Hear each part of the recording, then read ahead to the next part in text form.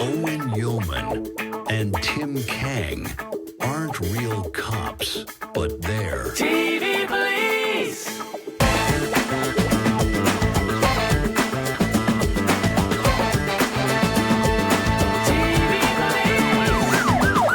the TV police. Carnelian! How you doing? Good. How does that have anything to do with Carnelian? You showing the mug thing? Well, I'm glad you referenced that. I wanted to put the big quench, the super big quench, the big boy quench, right up there in the. There's no logo. There's no. You're not. Where? What is it? You're right. There isn't. I was just. It says big on it. How does that? Well, it's actually from. It's actually from a. It's actually from a local pizzeria. Yeah. I saw this when we were in the restaurant, and I was like, "This is a drinking receptacle with the word big on it," and I just thought it was so on theme. And Crystal Watanabe had actually commented recently on one of the episodes. She said, "How many drinking receptacles do you own? And at any given time, how many are there on the table in front of you?" But in answer to Crystal's questions, many. And I think it should become like a running bit. Like, how many different receptacles and drinks are the guys enjoying? I mean, look at you. Cheers. And then we just jump in and... Delicious. Just jump in there, you quench it up, and then, so I've got my coffee chased with a big glove of water. There you go. How's everybody doing? Yeah, exactly. Yeah, I'm hurting a little bit today. I'm in need of major hydration. I went to an event last night, to a battle of the bands. It was an iHeartRadio event. I love music, right? And I think we've got a very wonderful episode coming up with the fabulous Blake Neely that I'm excited for everyone to see, because you realize how evocative music is. But music, when it didn't really sort of have any place in your emotional life, that's always a strange one. When we were watching Sublime and Green Day, 21 Pilots. But I'm sitting there going, I know these songs, but they don't speak to me. They don't hit. Yeah. They don't hit. Yeah. And we're very lucky as actors. We are afforded one of those few careers that allows you, as long as you're sort of okay here, and, well, not even that sometimes, but mainly okay here and okay in your body, you can pretty much carry on acting, right? Sure. But when a band has a very young feel to it, and they're very revolutionary, and they're very sort of teenage angst, and now they're in their 50s, it's like, come on, guys. Different. It hits different. And there was a part of me where I watched the lead singer go down on the floor, and he was doing one of those like playing like with his back on the floor, and then the other guitarist was like walking over the top of him, and in their 20s, that was probably just looked amazing. Like archetypal chaos, just amazing. He finished with a really nice I Heart close-up on him with the words, could he stand up? And he actually mouthed the words, "I can't get up." Music, especially that kind of music, rock music, punk and all that, it's and like athletics, like professional athletics. It's a young man's game. Very literally. Yes. And it's funny you should say that, because I do watch these episodes back, and I think, boy, there was a lot of running. I do remember doing an awful lot of running. Yeah, we just threw ourselves into it, like reckless abandon. That's and not a single stretch in sight. We just busted straight into it. I don't think I stretched once as Rigsby. I remember doing a lot of running and in tight suits with with not sensible office shoes. Yeah, really slippery leather bottom. Yeah. What was interesting is that we had this with the Dano episode, last episode, where your word, I believe, was wobble. But this is what I love about watching the show, is that you and I have, in the main, I respect your wonderful taste, but we have obviously very different takes on different episodes within the show. And that has been really interesting for me. The episode Bloodshot was interesting and an inflection point for me because of the relationship stuff that it afforded with Van Pelt and Rigsby, but also because it was the first time that I thought we actively removed Jane from that pedestal of he's always right. And we actually begun to question him and begun to sort of take issue. And I like that, because it gave us, I think, a little bit of that credibility back.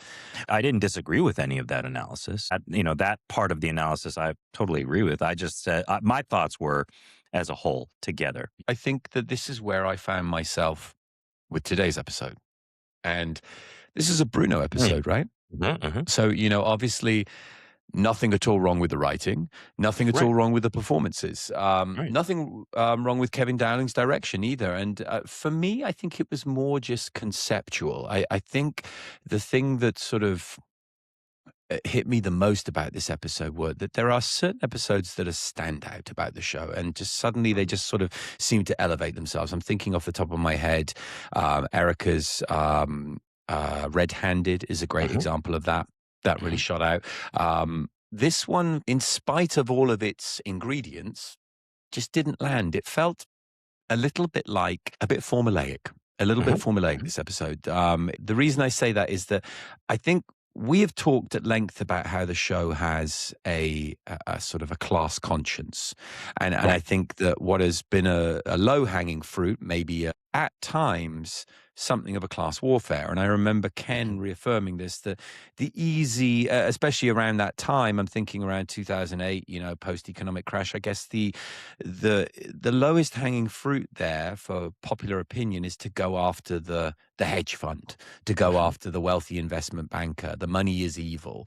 We had it a little bit in the episode that we actually have coming up, but I don't want to tread on Blake's episode. But for me, thematically, that just sort of defaulted us back to we've seen this before, and some of the characters that featured in today's episode felt very like they were going through the motions. Yeah. Very stereotypical.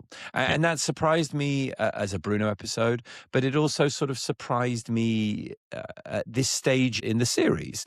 But I do think it speaks to one thing, which is that it's tremendously hard to honor a consistent and exceptional and top-level series narrative over 23 or 24 episodes per season.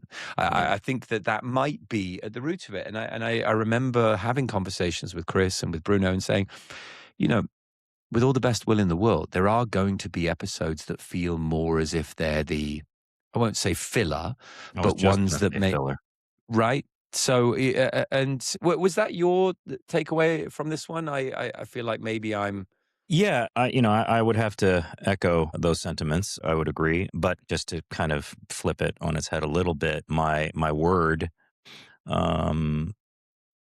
word for this episode was this: heartstring. Okay. Heartstring. Yeah, and I'll just go right into it. I mean, to me, with all of that you had just gotten into with the descriptions and your analysis of it, the end still got me. Right. It still got me. It was interesting because it's coming. What element of the end? Well, the element of the end where the family gets the money for the treatment.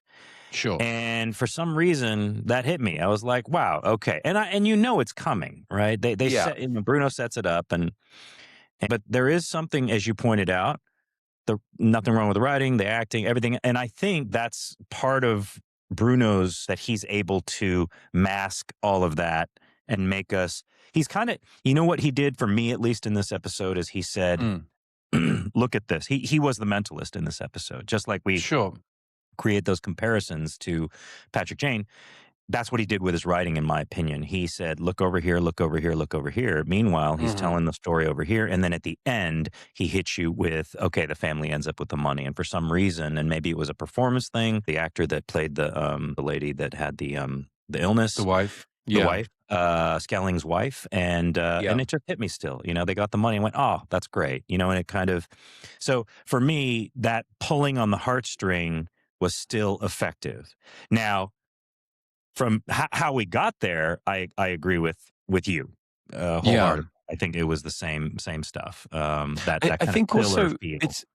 It's interesting that you mentioned that actual device, because that device more than ever felt like more of a sort of a recyclable, like I'm interested to have these bigger conversations. Maybe we'll be lucky enough. I know we were talking about trying to bring on Ashley Gable, Thompson George, other senior writers, because I think we've been afforded the opportunity to speak to Erica, to speak to Ken. Hopefully we'll get the opportunity to speak with other writers too. The money thing was an immediate hark back to me of that previous episode where, do you remember there was a lady who had a dying mother, and she she has a briefcase of cash, I think, that she opens up for the mom's treatment. So even that felt like a bit of a rinse and repeat. And Right. I think for me that was here's my thing. That trope is, we've seen it on a million other shows. Sure. But there's a reason why it's a recyclable.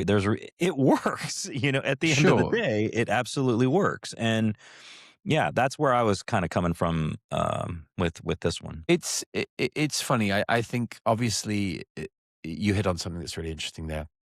How much people expect a certain something from a certain show, and I think 18 episodes into season 1 on a notable hit show that has been very, very heavily lauded, very heavily talked about. We are in no doubt enjoying the limelight now of a successful hit show. And with that, I'm sure creatively comes pressures, comes the ability to, yes, push the story forward, but also a new pressure to keep giving the audience what they like.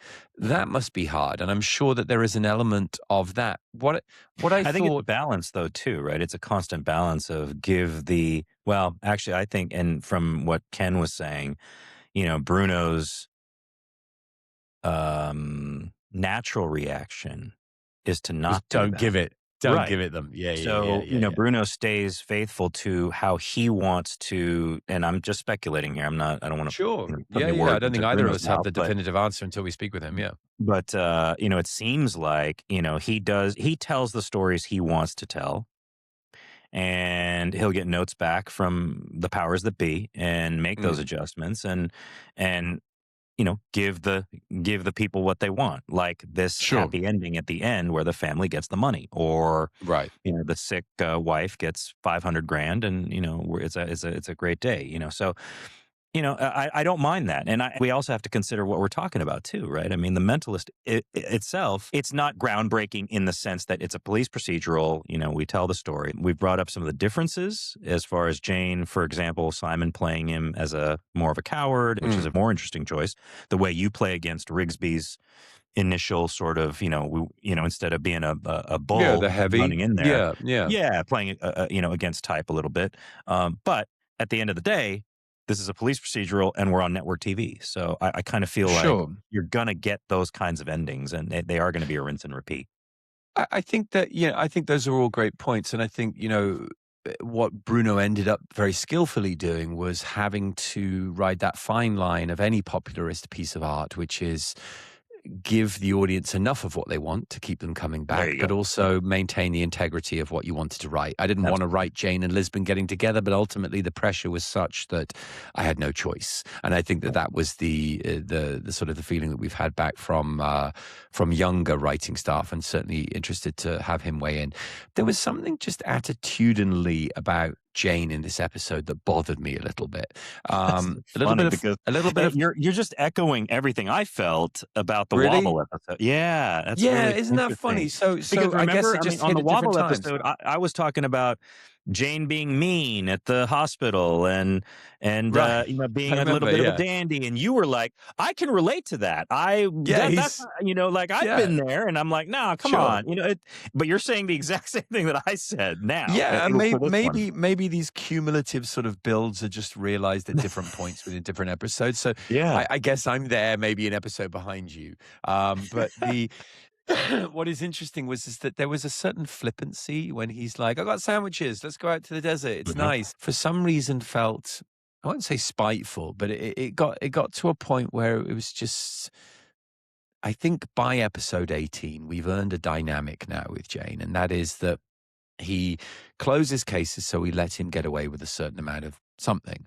We've pushed back occasionally, and we've seen Lisbon lead the charge on that. But every now and again, I do feel as if we sort of run the risk of not taking the case or the team seriously. We are an elite regional crime unit who has been called in, and there was a moment in the episode that jarred with me a little bit where the head of Carnelian, he said, this is a career-defining case, Agent Lisbon. But it didn't seem to be... it didn't seem to have been operated with a career-defining case. I didn't get that either. Very much. It seemed very much like this was a case of the week. But maybe that was deliberate. Maybe the Carnelian guy was like, hey, listen, you don't understand how important I am. And Lisbon's check was, you're just another case to us. Maybe there's a version of that. But for me as a viewer, it was the first time, and again, all of these things are afforded by the context of watching this on a weekly cadence. So, I'm now able to really put myself in the mind of a weekly viewer. And all of these things do build a sort of a new collective consciousness. And it's interesting what you're talking about. What we're both describing is a sort of a cumulative effect where we're feeling the same things at slightly different times in the series. It's just maybe in places a bit familiar. Right. My word, funnily enough, was sky. Now, I don't know why I chose the word sky, but I have a very vivid remembrance of this episode. And it was, again, I think afforded by the fact that we had some stills photographers on set.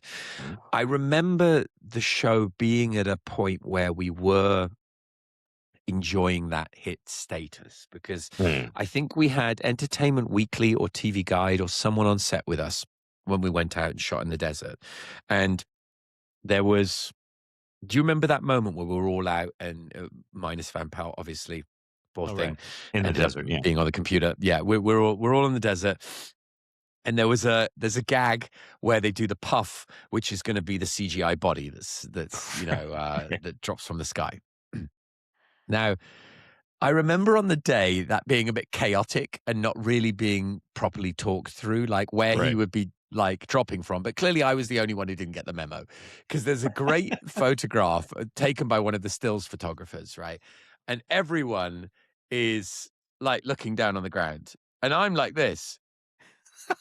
So clearly my timing was way off, and like I was just looking at a different guy falling out of the plane. Well, no, you know what? I would write that off to Rigsby was looking ahead and checking to see, is there any other bodies? Is there any other dangers coming from above us? Like, he's that on top of it. Like, I love that. Because we always look to Rigsby for the 2 steps ahead tactical, answer. Yeah, the tactical acumen. It's like, sure, worry about the body on the floor, but let's just think about the other bodies that might be coming. Yeah, the 15 other bodies that are going to be dropping. I mean, that would have been truly horrifying if we had multiple. And that was the other thing. So we have a murder here that is a murderer's accident. So again, that was sort of very corporate espionage. Let it become like something that could be offset as failure onto, something that either happened or been set up by another person. It became increasingly hard for me to invest in these guest characters. I didn't really believe any of them, and that was it takes you out of the episode. It did a little bit. And I remember when I was filming, I didn't have an awful lot to do in this episode, but I remember thinking, I don't really know who these people are. They seem to form a faceless unit, and maybe that was deliberate. Maybe Carnelian was represented as this sort of that faceless identity, faceless executive front who you could insert anyone here. That's a great way of putting it, I think. And perhaps it could have perhaps been it is that. Perhaps that's I'm missing the nuance here, and I wouldn't be surprised if Bruno had very deftly made it feel as if because we had a lot of very capable actors there. Patrick's a great actor. Jamie is a wonderful actress. The gentleman who broke his leg, he's a fabulous actor. And then there was the guy who just every time I see, he's a wonderful actor. I've seen him in a bunch of stuff. He's excellent. He's got that voice, that baritone. They ended up feeling like interchangeably anonymous I agree. Identities that it got very, very hard to invest in. And because it was a crime of money, rather than, we talked in a previous episode about that poor woman who lost her kid and that, her daughter, the country club episode. And for the first time, fabulous little twist in the tale from Erica. As an audience, we were like, oh, wow, that sucks. But as a parent, I get it. I get that this poor woman was like this person took my baby away, I wanted to do anything that I could. I think it sort of doubled down even more when I found out that it was Randy, I think his name is, right? What's his last name? Randy Falk. I'm trying to remember. Falk, thank you. When I found out it was him, it was sort of, well, corporate on corporate Like, who cares? sabotage. Is that what it is? Yeah, You know? a little Yeah. bit, a little bit, you know, and I think that And you know what? I think maybe all of these points that you are bringing up, maybe that's why I settled on Heartstring. Maybe that's it. Maybe because to me, maybe that was the only real thing in there. You know, there's something. Well, it's interesting that you picked that out, because I thought Lee's wife was a standout and a very tough role to play, because again, we've seen that role a million times. And then just a very difficult beat for an actor to play too, when you have because when the scene started, I was like, there's something really off with her hair. You know what I mean? Like, before I actually knew what was going on, I was like, oh, they did a terrible job on her hair.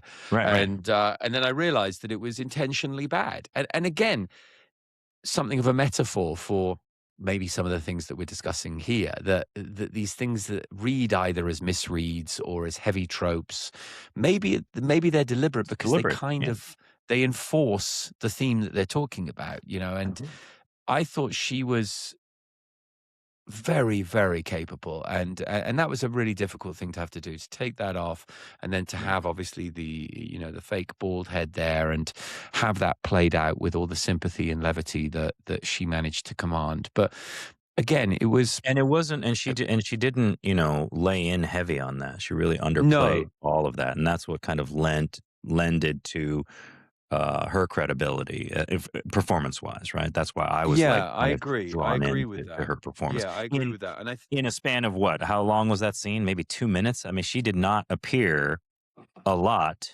in the episode, and yet by the end of the episode, I was so happy she got the money. You know, it's one of those things, right? She earned it for us as a viewer, right?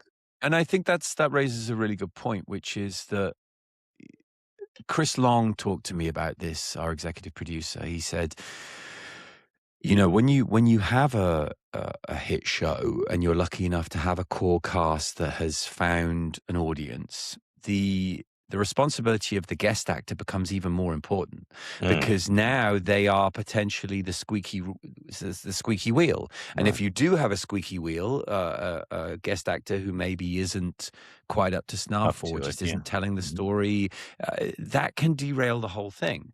By like token, I think when you have an episode that is, this was fundamentally an episode about money, about economics, about power, a very revisited and hackneyed theme. I thought the one thing that I did like, and maybe these are the more human moments that you and I are gravitating towards, I thought there was a very nice call-out moment between Lisbon and Jane, where she's like, no, I don't trust you. I don't trust you at all.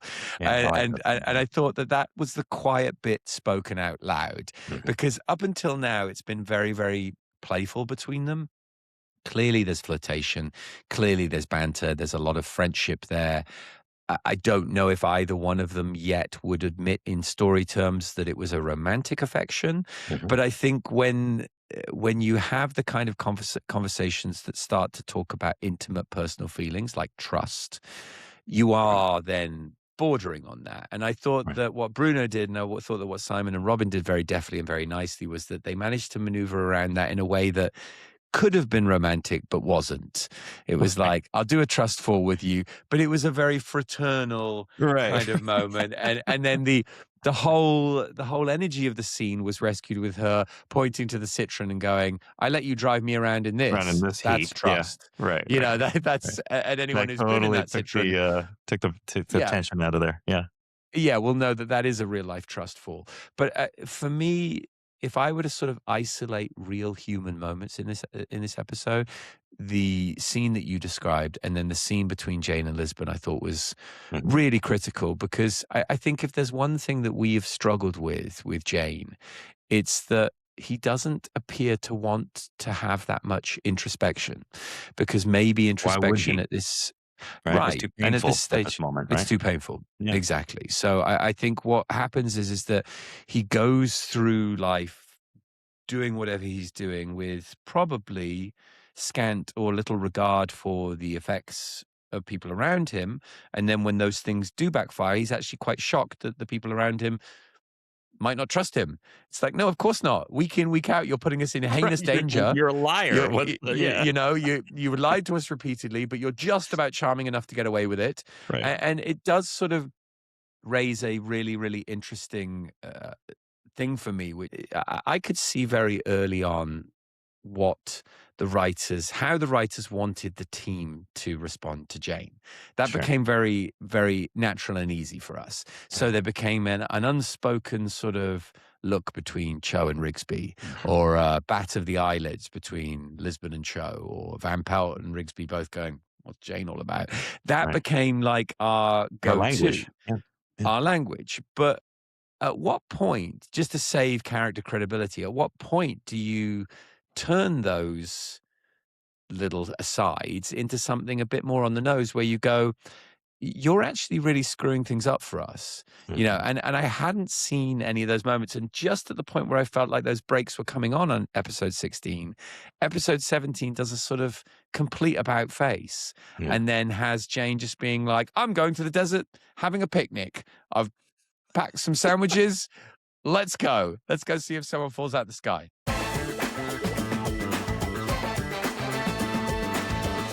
What was the comment from the fan in the previous one? I hate to keep going back to the episode. No, but I think it's relevant. They said they were kind of put off by Jane's finding it harder to sympathize with him. To sympathize, yes.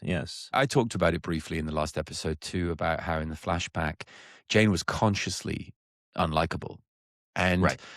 It's a very, and I have to give major props to Simon for this, because it's a very difficult tightrope to walk, to be a character who is likable enough to become episode in, episode There is no doubt that Simon's natural charm and charisma were a huge engine for the show and for the role.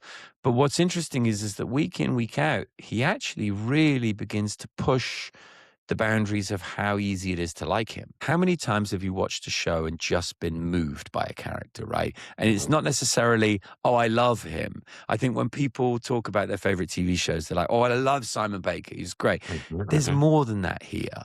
There is nuance. There's humanity. There's times where he's straight unlikable, and yet it's all part of the complex, the conversation we were having last time in Bloodshot. I had an acting teacher, and she used to always reference a wonderful Sam Beckett quote, which was, have you ever failed? Then fail again, fail better. I loved that, because I think that that's a great metaphor for acting. Every take is an opportunity to succeed and or fail, right? Every and this is the beauty of a live medium, is that every single time action rolls around, something great can happen. By like token, something terrible can happen too. But that danger, and I think anyone who's done theater knows that live performance energy is what fuels a great performance. Like you, I have very little regret about anything in this show, about ways I played the character, ways we worked as a team. But if I were to sort of make a more general comment about mediums, one thing you don't get in television is that sense of performance danger. Even in your most sort of, there's moments where you definitely feel like you are surfing a wave. Sure. You're like, oh, this scene is going in a place that I didn't, expect it to. This week I did a screen test, a Zoom screen test, which is probably the worst type of screen test you can do. Zoom is just a horrible intermediary that was not designed for. So I just found it to be. The ideal Zoom audition would be just set up your computer the way that you would set up your self-tape camera, right? Isn't that? Well, yeah, but here's the problem, right? So when I do my self-tapes, I have Gigi almost always being my off-camera reader. Yeah. And I'm very lucky that she's a wonderful, patient, and very capable reader, because Mhm. reading is a real skill. Oh yeah. Being a good off-camera reader, you want to be walking in and going, "I love you so much, darling." exactly. You know, it's But like, also, you also come don't want, on. I love you so much. So Right, it's like it's such a that's see, that's I've worse been in almost. Yeah. I've been in real audition rooms where the reader is auditioning, and I'm like, stop auditioning. This is my audition. I don't need you to audition. Like, and so that's really hard. So you've got to be just, Sure. not noticeable enough. Right. And so, this Zoom thing was very, very weird, because I'm like, I don't know where to look now. But there was something nice and something unexpected about, in the same way that when you make it to set, you've practiced all night and you've run your idea of how the scene's going to be. And then you get a new actor in who hits you with something totally different. You're like, oh, okay. I don't remember any of my lines. Right. Right, Well, there is, right. that's reaction the other number one. part, But reaction number two is, maybe I should recalibrate this now, because Yeah. I'm sure you've had experiences like this. There are some actors who just act in a bubble, and they do what I call acting past you. So it's not acting with you; it's acting sort of. I went to drama school with a few people like this. It's like the acting is amazing, but it's happening Right in there. a bubble, Yeah. and you're like, hello, hi, I'm in the scene with you. Being a guest actor is a tremendously challenging Oh, it's job. tough. It's one of the And hardest. I think it's something that maybe we haven't talked about. And this is probably a good episode to talk about it, because every You don't single know one of these anyone. guests, It's just every you're single one of coming these in. guest actors are in this episode, for example, have all enjoyed wonderful series regular roles, are all wonderful characters and actors. And what's interesting is that you come in as a guest, and you usually have 2, maybe 3 days if you're lucky, and you have to bring something that feels like a semblance of a character. And Right. if you are lucky enough to be, to have some sort of status or place in the industry after a period of time, maybe you're the killer, or maybe you're the guy of the week. And then that's a huge amount of emotional character baggage. And then you have to bring all of that in with the same energy and the same lived in quality of these people who have been doing it day in, Doing day it out for for the last, yeah. Lots of 18 work, episodes in our instance. So I always marvel at that. And I think I have a bigger appreciation of that post The Mentalist. I was so young during The Mentalist that I didn't really understand the heavy lift that was required with a guest actor. It's like, come in, don't bump into the furniture, be excellent, and carry an awful lot of very important plot scaffolding with you, and do all of those things and be seamless, and then die.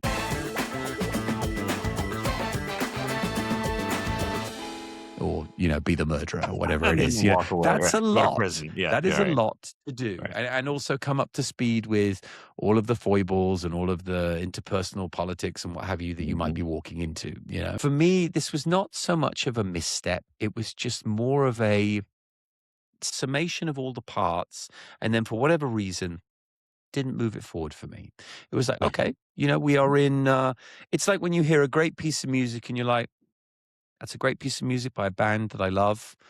It's just, for me, it's not the single. There is so much about this episode that is quintessentially The Mentalist. Oh, of course. And what is that little something that makes one episode, makes you go, yeah, that's it.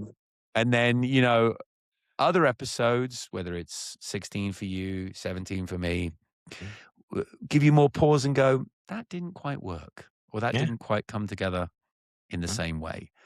I'm not quite sure what that is. I don't either. And maybe some of our viewers, listeners can help us out with that one. How'd you Can guys weigh feel? in on that. Yeah. For sure.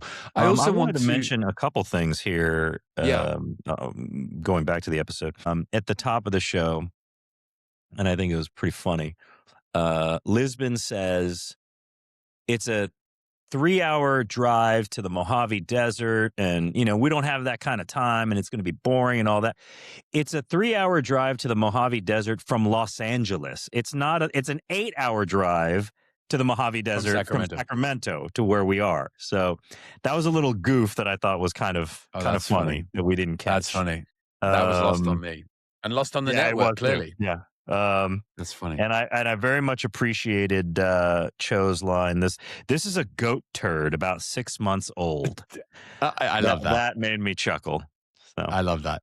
That was great because so many of these characters came and went. Like there was an affair picked up with the Sobel character that was then put down. It was then reframed as it's going to be a sexual harassment thing. There was just a lot being packed in there. But also, the Bond thing really confused me. The description by Lee Skelling, that was a lot of exposition during the during the interview with Cho, and he was telling the story about how Carnelian Prime Trust screwed him out of the $50,000 or whatever it was, and it was like, that's an extremely detailed thing of trying to set this up, and it just came off a little bit strange. And I think for me, it almost felt like maybe there was a draft of this that felt much bigger and much more fleshed out, and I think that. Something that we haven't mentioned is that a production draft through to a shooting draft can change dramatically, night and day, right? I know that you and I used to always joke that we would never take the production draft too seriously, and there would always be that would be the draft where you're like, oh, I got this killer monologue. Yeah, that's never going to be in there. Never going to be. Yeah, it's just like Rigsby has his to be or not to be, and it's cut by the time we get to the shooting, like 3, 4. I was like, oh. Yeah. But there were a lot of things that I just found problematic logic-wise, like the cut parachute, right? So it was done randomly. Yeah, he cut the thing, and then what we're saying is that could have been any member of his team then grabbed that parachute, correct? But that's borderline psychopathy because he's having an affair with this woman, right? So you're just saying that he's so evil, this guy, that he doesn't even care if she picks it up, or did I miss a point where that David guy was just exactly right? Yeah, that was it, right? Yeah. Just going back to the bomb because it does. Let me do a quick thing about the bomb. Please. So I liked it when the bomb tech is explaining the device, right, to Jane. It's in the back of his van. Yeah, I remember that. Explaining to Jane in Lisbon. Was he a real like police guy? I'm not sure. I don't remember. There was something about that guy, just the way he was speaking about. He came explosives. Off he had a real a little bit stilted, but like you're like, oh, okay, he's a real. He knows guy. what he's doing. Yeah, it's either a genius piece of casting, or we just happened to have an explosives guy there who's like, okay, I'm a bit awkward on camera, but sure, I can talk to you about. But he said, why? Like my question was, why would he leave the bomb tech? Why would he leave the bomb one step away from detonating? Right? Yeah, that was a bit strange when he said, don't touch the red. Correct. And he says, his line is, even though it's disarmed, you touch the red terminal, we're all barbecued. Doesn't that mean that it's not disarmed? yeah, that's the very definition of not disarmed. If I disarm the bomb, but don't touch that because that will arm because it'll go off. Yeah. So okay. Yeah. Again, there were definitely a few people that missed some of the details. The placement of the Mojave Desert, careless. The arming and yet apparent not disarming of a bomb. Right. It's like, don't worry, guys, it is perfectly safe as long as you don't take that wire and just reconnect it there. That would be awful. Then not really disarmed, is it? Well, no, because what I did was I left an inch between the wires. So as long as that inch remains, disarmed. Yeah. Okay. Yeah. Look, I think, and maybe we are probing this too academically. Who knows? What I love about the show is that it does hold up to this kind of rigor and analysis, and I think we've often talked about the show being quote unquote just a procedural, or we've often I think made that medium seem de rigueur or in some way easier accessible. But the beauty of The Mentalist was that it was a very artfully conceived show. And maybe there's a tonal shift a little bit here. Maybe there are characters that we haven't seen in these worlds doing things that maybe we don't get to do. To Erica's point, I think Mentalist 2026 would see maybe even more of their private life, and we would be probably just as equally invested in Cho the human as Cho the cop. But the fact that we can sit here and actually dissect plot, character, structure as if we are going through a classic, it to me actually really is. And like you, as a language and literature student, it gives me a great kick to be able to, it was something that hold its feet to the fire a little bit. Yeah, it's great. Well, yeah, but also just to be able to do something that I love doing, which is to sort of dissect and analyze and critically, not every show that I have done would hold up to that. I think if we were to do a really deep dive into Commando Nanny, the wheels might fall off a little bit there. But this is what separates, I think, our show from being just another police procedural. We have, I think, a series of characters here that are timeless. They will, for better and for worse, be recorded in the annals of television history because they created characters and moments, and that fiction isn't always perfect and it's not fully realized, and it probably can't always stand up to critical analysis. But in the main, I think if there's only one or two wobbles, then we, over 152 episodes, we're in pretty good shape. Yeah. So I think what was interesting is that I came away from this episode no less of an unashamed fan. I'm a fan of the show, and I say that not just because of our participation in it, but because it is, for me, it's what can happen when you make the best possible collaborations. I knew during it that it was a great show. I have a new appreciation for how great of a show and I think that's very well said. What's been interesting about seeing streaming is that what we've done is we've convenienced it, we've fast fooded it, we've given you the whole series in one go, we've served it up ready for a binge viewing. Yeah. And now it's got people going, oh, you know what I miss? Right. I miss that sense of suspension between episodes, or I miss that longer burn of storytelling. When we talk to fans and when we're lucky enough to have these questions on here, I'm aware of what a massive fictional world this has built. And I think for me, remembering back to why I got into this industry, it was always about going into worlds that I could disappear into. I'd go to the cinema, I'd lose myself in that fictional world for an hour and a half. I'm into a TV show because I've bought into the fiction that these people have so brilliantly created and painted for me. And I think if there's one thing that I've loved about TV Police and having, a lot of fun doing this with you, it's to be able to now come and enjoy the show as something I've never been able to enjoy it as before. And that's a viewer. Our rewatch would be very one-sided if it was just you and I talking about, remember that time on set that we did that? It would seem that a lot of people enjoy the podcast, not just for our on-set shenanigans and talking about what we might or might not have done, but the fact that we are able to walk through this now, discover these characters, analyze these characters, bring what we might have known from the inside, but also now be part of this huge fan fiction community that could say, this is this theory. This is this theory. And talk about it. And talk about it. 10, 15, 20 years on, the fact that there is still debate about these things, that to me is the proudest feather in my cap. I recently read that email from Chris Long, how he didn't know if The Mentalist stood the test of time. I can now report that confidently that Chris, it has stood. It very much does. Yeah, I think so too. And I think that there are episodes that will feel more meaningful and maybe more timely. And I think that is probably where this episode sits too. I feel like there was an awful lot of context that we might miss with The Mentalist. There's an awful lot, I'm sure, of economic backdrops. We were in a very strange political and economic time around that time, and our industry was fluctuating a lot too with the writers' strike. So being able to still, 20 years on from when we started, have these kind of conversations where these characters are still impactful and they are still, giving pause for thought and question.